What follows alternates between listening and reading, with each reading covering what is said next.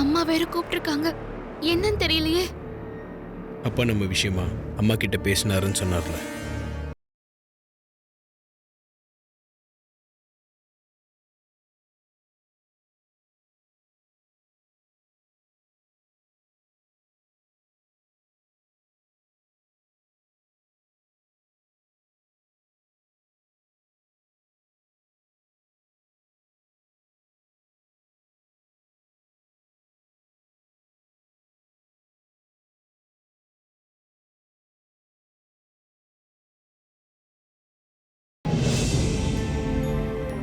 அருண், உங்க அம்மா மனசுல பார்வதிய ஸ்ட்ராங்கா இடம் பெற செய்யணும்.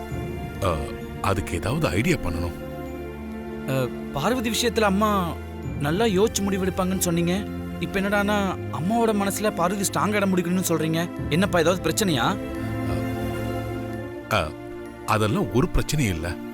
ஏற்கனவே உங்க அம்மா மனசுல பார்வதிக்குன்னு ஒரு இடம் இருக்கிறதால தான் உங்க அம்மாவே யோசிச்சு முடிவெடுக்கிறேன்னு சொல்லியிருக்காங்க. அதை இன்னும் ஸ்ட்ராங்கா பண்ணிட்டா நல்லது தானே? அதனாலதான் அப்படி சொன்னேன். நீங்க சொல்றதும் கரெக்டு தான்ப்பா. அம்மா மனசுல பார்வதி ஸ்ட்ராங்கா இடம் பிடிக்கிறது ஒரு பிரச்சனையே இல்லப்பா. அதுக்காக என்கிட்ட ஒரு சூப்பரான ஒரு ஐடியா இருக்கு. அது நான் இன்னைக்கே பண்ண போறேன், இப்பவே பண்ண போறேன். நீங்க வாங்க. என்ன அருண், ஏதோ ஐடியா இருக்குன்னு அங்கிள் கிட்ட சொல்லிட்டு இருக்க. என்ன விஷயம்? அது ஒண்ணு இல்ல ஐசு, நீ கீழே வா, நான் சொல்றேன். வாங்க பாப்பலாம், வா.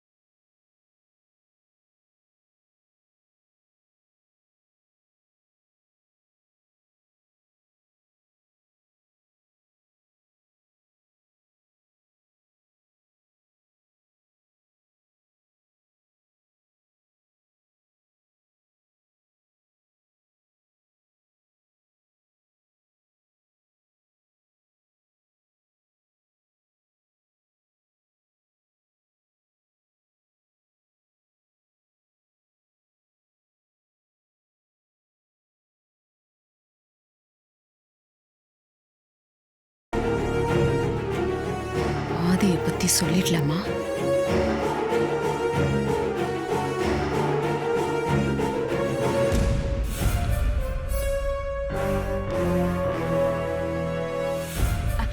அக்கா, என்ன பாக்குறா?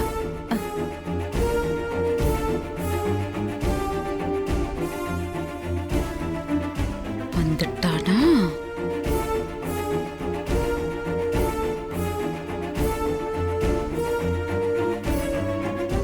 இப்ப விட்டுருவோம். ஒண்ணும் இல்ல. நீங்க போங்க, பின்னாடியே வரேன்னு சொன்னா இத வந்துட்டாளே, அதத்தான் சொல்ல வந்தேன்.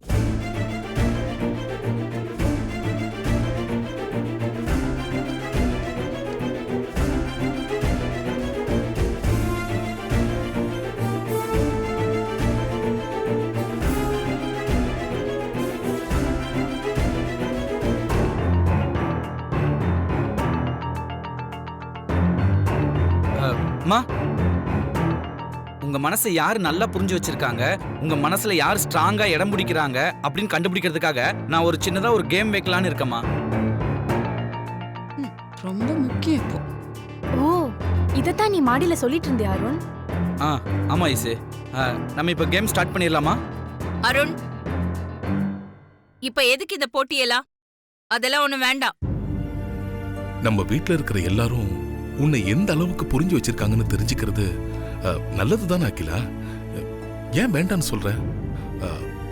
அருண், நீ ஸ்டார்ட் பண்ணு. ஓகேப்பா. இங்க இருக்கிற ஒவ்வொருத்தங்களும் அம்மாக்கு என்னென்ன விஷயங்கள்லாம் பிடிக்கும் என்னென்ன விஷயங்கள்லாம் பிடிக்காது அப்படின்னு 5 விஷயம் நீங்க சொல்லணும். இதுல என்ன அப்படின்னா மொத்தம் நான் உங்களுக்கு 3 நிமிஷம் டைம் கொடுப்பேன். பட் ஒரு கண்டிஷன், ஒருத்தங்க சொன்னதை இன்னொருத்தங்க சொல்லவே கூடாது. ஓகே ஐஸ்வர்யா, நான் உங்ககிட்ட இருந்து ஸ்டார்ட் பண்றேன். அம்மாக்கு என்ன விஷயம்லாம் பிடிக்கும் என்ன விஷயம்லாம் பிடிக்காது எங்க சொல்லு பாப்போம். ஆன்ட்டிக்கு எப்பவுமே ஜெயிக்கிறது பிடிக்கும். எதுலயும் நம்பர் 1 இருக்கிறது பிடிக்கும். அப்புறம்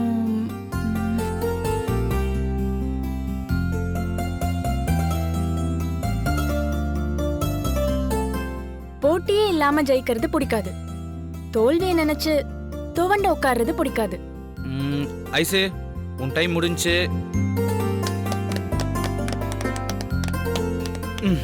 ஓகே, அடுத்து யாரு? மித்ரா.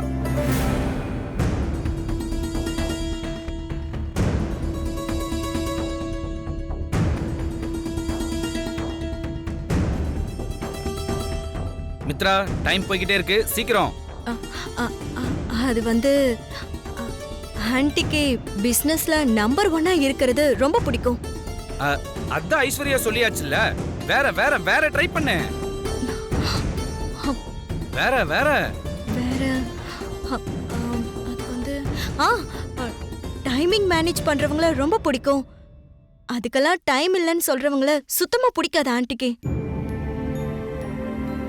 இனி உனக்கு டைம் இல்ல மித்ரா, உன் டைம் ஓவர்.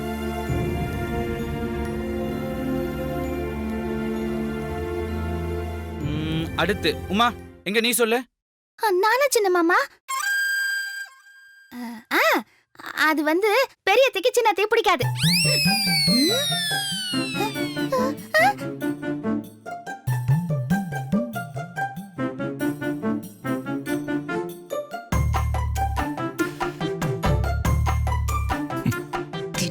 தின்னி முட்டை.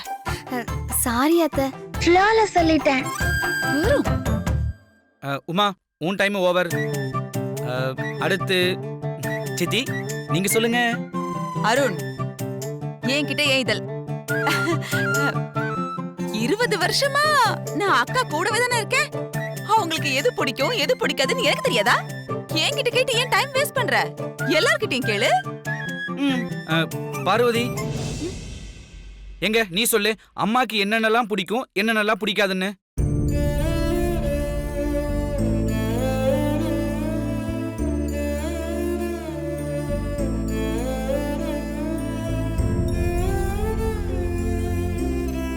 சொல்லு பார்வதி. கமான் பார்வதி, சும்மா கேம் தானே, சொல்லு.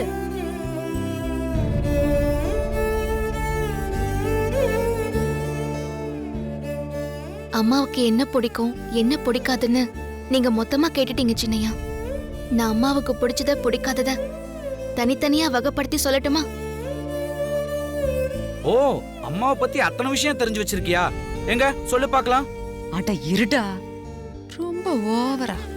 அம்மாவுக்கு கம்பீரமா நிக்கிறது பிடிக்கும், கம்பீரமா நடக்கிறது பிடிக்கும், கம்பீரமா பேசுறது பிடிக்கும், கம்பீரமா பாக்குறது பிடிக்கும், கம்பீரமா உட்காருறது பிடிக்கும். அதுவும் கால் மேல கால் போட்டு உட்காருறது ரொம்ப பிடிக்கும்.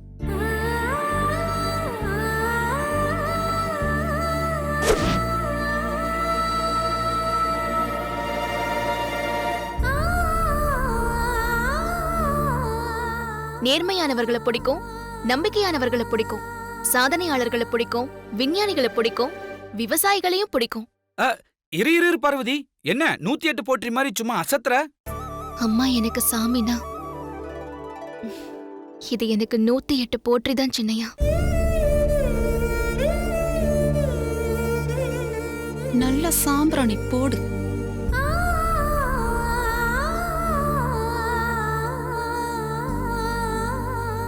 பூல அம்மாவுக்கு பிடிச்சது மல்லி, அதுல ரொம்ப பிடிச்சது ஜாதி மல்லி.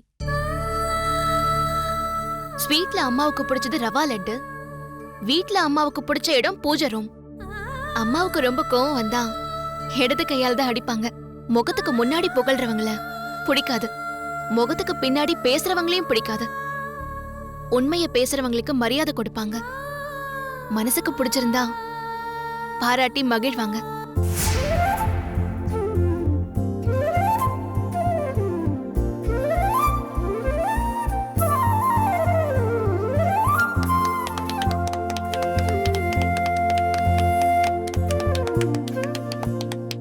எக்ஸலன்ட் பார்வதி, பின்னிட்ட. அகிலாவை பத்தி நீ இந்த அளவுக்கு தெரிஞ்சு வச்சிருக்க. உன்னை அகிலாவோட நிழல்னே சொல்லலாம். Stop it!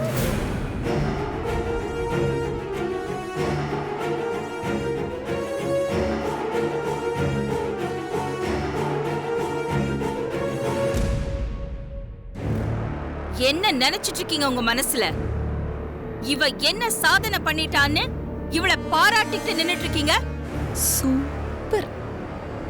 இல்ல அகிலா, அது வந்து நான்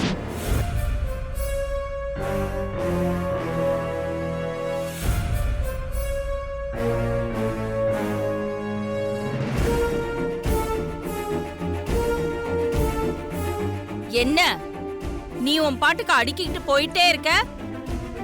எனக்கு எது பிடிக்கும் எது பிடிக்காதுன்னு என்ன உனக்கு எல்லாமே தெரியுமா? நீ சொல்ற 10 கேள்வி பதிலுக்குள்ள அடங்குறவ இல்ல இந்த ஆதிக்கடவுர் அகிலாண்டேஸ்வரி. அதானே. எங்க நான் எப்ப கோவப்படுவேன், எதுக்காக கோவப்படுவேன் சொல்லு பாப்போம்.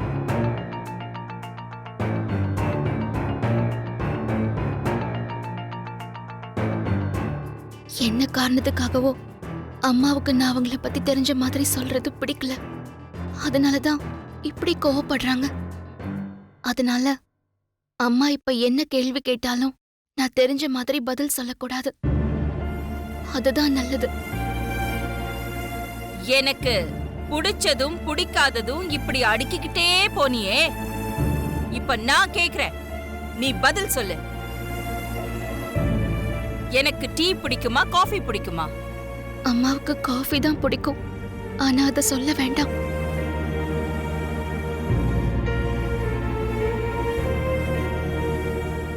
இத கரெக்டா சொல்லிடுவாளே. என்ன முழிக்கிற? சொல்லு, எனக்கு டீ பிடிக்குமா காஃபி பிடிக்குமா? டீ தாமா பிடிக்கும்.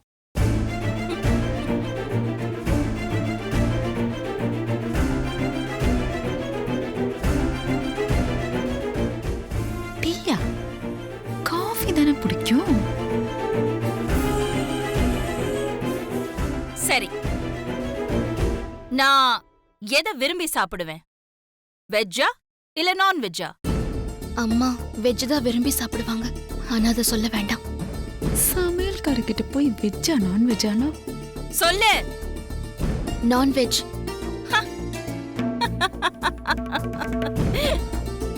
நான்வெஜ்ஜா?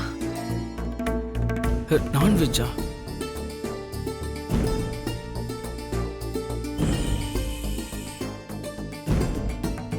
என்னமோ இவளை என் நிழல்னு சொல்லி பாராட்டி சந்தோஷப்பட்டீங்களே. இத்தனை நாள் இந்த வீட்ல சமையல் பண்ற இவளுக்கு எனக்கு டீ பிடிக்குமா காஃபி பிடிக்குமா வெஜ் பிடிக்குமா நான்வெஜ் பிடிக்குமா இப்படிப்பட்ட சாதாரண விஷயங்களை கூட இவளால தெரிஞ்சுக்க முடியல.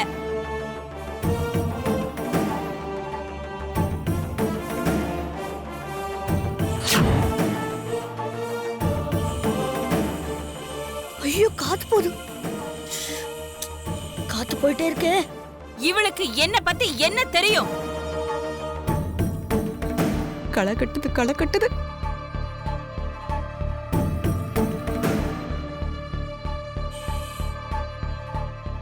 அப்பாடா, நல்ல வேலை. காத்து மட்டும் வெளியில போறது அக்கா பார்த்திருந்தா அக்காவோட உசுரே போயிருக்கும்.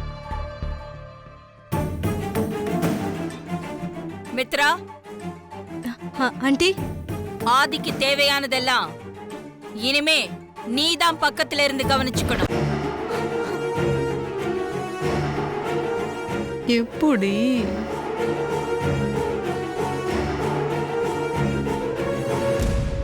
மத்த யாரையும் விட நீதான் ஆதிக்கு நெருக்கமா இருக்கணும். என்ன புரிஞ்சுதா? புரிஞ்சுதா ஆண்டி?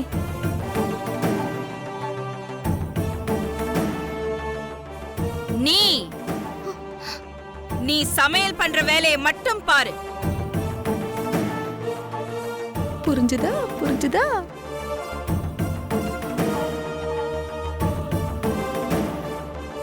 தேவையில்லாத வேலையெல்லாம் காக்காத.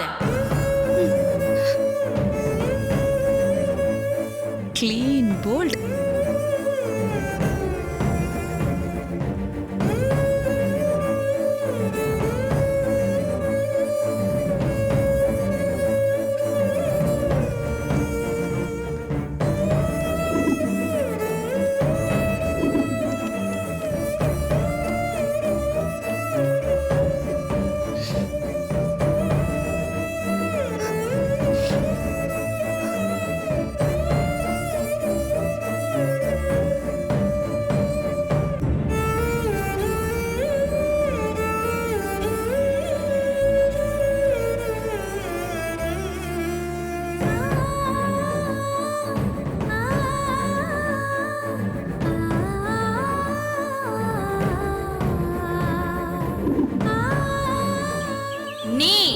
நீ சமையல் பண்ற வேலையை மட்டும் பாரு. தேவையில்லாத வேலையெல்லாம் காக்காத.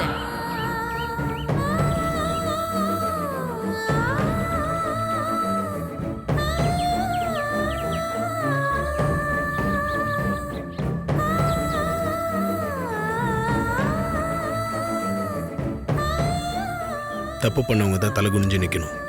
நீ எதுக்காக தலை குனிஞ்சு நிற்கிற? நிமிந்து என்ன பாரு.